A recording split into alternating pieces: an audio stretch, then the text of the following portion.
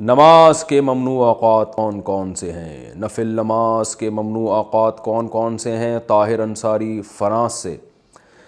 دیکھیں، نماز کے جو ممنوع اوقات ہیں، ایک تو یہ ہے کہ سورج کا ذرا سا کنارہ نکل جائے، یعنی جب فجر کی نماز قضا ہوتی ہے نا، جس ٹائم پہ سورج ذرا سا نکل جائے تو اب مکروہ وقت شروع ہو گیا، جب تک کہ وہ ایک نیزے تک نہیں پہنچ جاتا، یعنی اتنا بلند نہ ہو جائے کہ اس کی میں جو ہے نا تھوڑی سی چمک پیدا ہو جائے،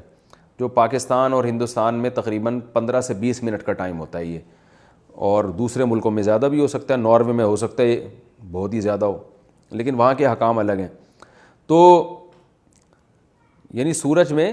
تھوڑی سی تیزی پیدا ہو جائے تو اس وقت پھر آپ نماز پڑھ سکتے ہیں۔ دوسرا مکروہ وقت ہے جب سورج بالکل سر پہ پہنچ جائے، جس کو زوال کا وقت کہتے ہیں،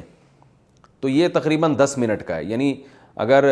ٹائم لکھا ہے نا زوال کا وقت 12:30 تو سمجھ لیں کہ 12:25 سے 12:35 تک مکروہ وقت ہے، یعنی 5 منٹ پہلے اور 5 منٹ بعد میں۔ اور جب سورج غروب ہونے لگتا ہے تو جب غروب ہونے کے قریب پہنچ جائے گا، یعنی غروب ہونے سے ہندوستان پاکستان میں تقریباً 15 سے 20 منٹ پہلے، جب اس میں کی تیزی میں کمی پیدا ہو جائے،